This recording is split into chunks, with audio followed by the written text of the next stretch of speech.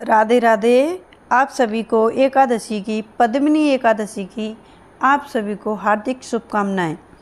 आशा करती हूँ कि आप सभी लोग अच्छे और ठीक होंगे, पूरी श्रद्धा और भावना से एकादशी का व्रत भी कर रहे होंगे। तो आइए आज हम एकादशी के व्रत की कथा जानेंगे और सुनेंगे और पढ़ेंगे भी। दामिनी एकादशी, पद्मिनी एकादशी व्रत कथा इन हिंदी में आपको हम ये कथा पूरी हिंदी में सुनाएंगे। अधिक मास में पद्मावनी एकादशी का व्रत किया जाता है। इसे कमला एकादशी भी कहते हैं। यहाँ पढ़ें इस व्रत की कथा। यह 3 साल में एक बार आती है।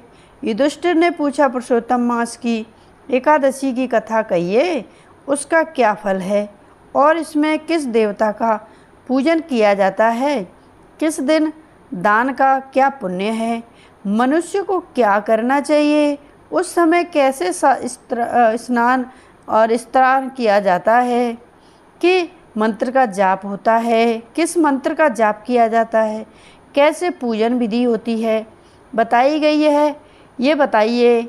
इस प्रकार युधिष्ठिर ने भगवान से अधिक मास की एकादशी के दिन बहुत सारे सवाल किए और फिर भगवान ने अधिक मास के एकादशी के व्रत की कथा सुनाने की प्रार्थना की। भगवान ने कथा सुनाई जो इस प्रकार है। कथा प्रारंभ होती है।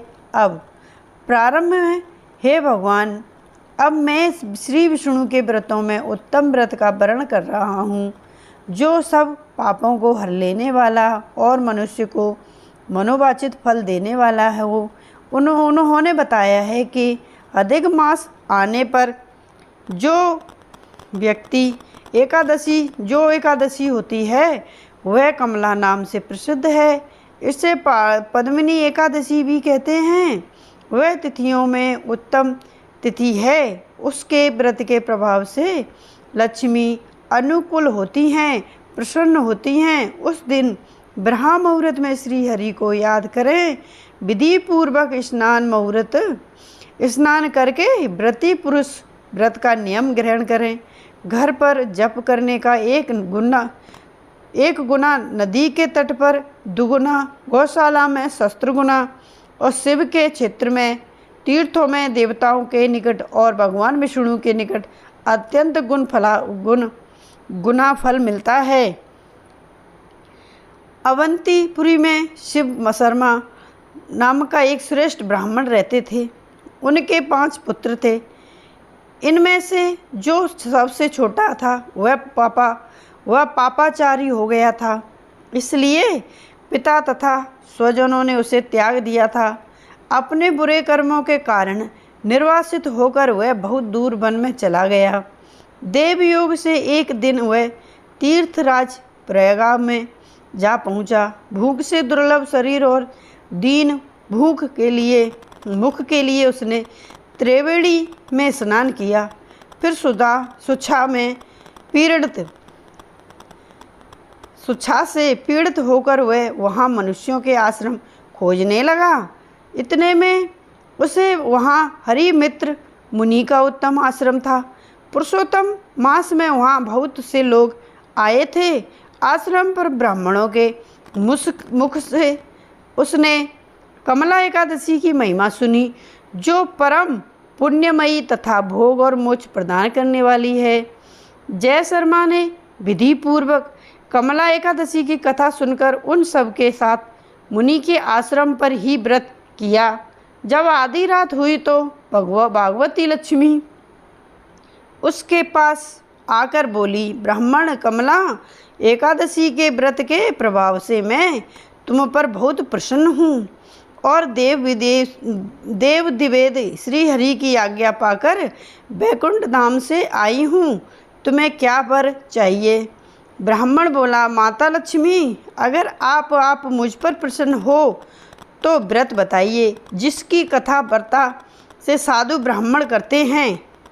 लक्ष्मी ने कहा, एकादशी का महत्व श्रोताओं के सुनने के लिए बहुत उत्तम है। इससे दुष्प्रभाव का नाश होता है, पुण्य की प्राप्ति भी होती है, अतः इसका श्रवण करना ही चाहिए।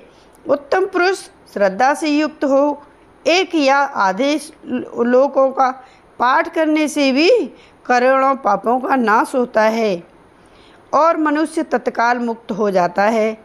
जैसे मासों के पुरुषोत्तम मास, पक्षियों में गरुड़ तथा नदियों में गड्ढा श्रेष्ठ है, उसी प्रकार तिथियों में द्वादशी तिथि उत्तम है। समस्त देवता आज भी एकादशी व्रत के ही लोभ से ही भारतवर्ष में जन्म लेने की इच्छा रखते हैं। जो लोग मेरे प्रभु भगवान नारायण के नाम का सदा भक्तिपूर्वक जप करते हैं, उनकी ब्रह्मा आदि देवता सर्वदा पूजा करते हैं। जो लोग श्री हरि के नाम जाप, उनके कीर्तन और उनकी लीला कथाओं में तत्पर हैं, उन्होंने श्री हरि मिलते हैं। इस प्रकार वह बोला, मैं एकादशी को निराहार रहकर दूसरे दिन भोजन करूँगा, आप मुझे शरण में दें। इस तरह जो व्रत करता है उसकी इंद्राणियां बस में रहती हैं।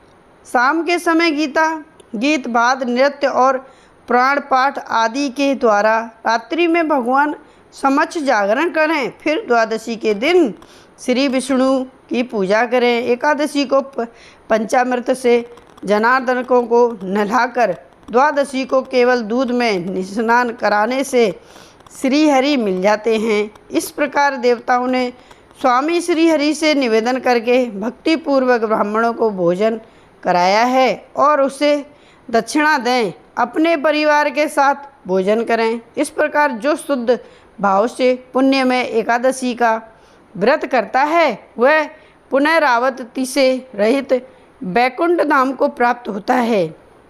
इस प्रकार बातों को सुनकर वह बोला, मैं अज्ञानी हूँ, आपने मुझे इस व्रत का फल बताया है, मैं धन्य हो गया। भगवान श्री कृष्ण ने कहा कि ऐसा कहकर लक्ष्मी देवी उस ब्राह्मण को वरदान देकर अंतर्ध्यान हो गईं। फिर वहाँ ब्राह्मण भी धनी होकर पिता के घर पर चला गया। इस प्रकार जो कमला एकादशी का उत्तम व्रत करता है तथा एकादशी के दिन इसका महत्व सुनता है, वह सब पापों से मुक्त हो जाता है। उस पर माँ लक्ष्मी की कृपा हमेशा बनी रहती है।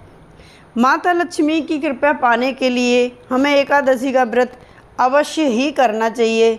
ऐसा करने से हम पर उनकी कृपा का अपार बरसती है, धन माया की कमी नहीं होती है, हम ऋण मुक्त हो जाते हैं, हमारे सारे पाप कट जाते हैं, सारे पापों का नाश हो जाता है।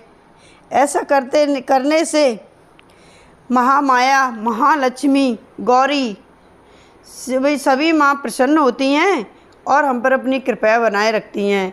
इस बार जो अधिक मास की एकादशी व्रत पड़ रही है वो आपके 27 को मनाया जाएगा, 27 मई को मनाया जाएगा, क्योंकि 26 मई को शाम 5 बजे से व्रत शुरू होगा और 27 को सुबह 27 को पूरा दिन रहेगा और सुबह 28 को भी रहेगा।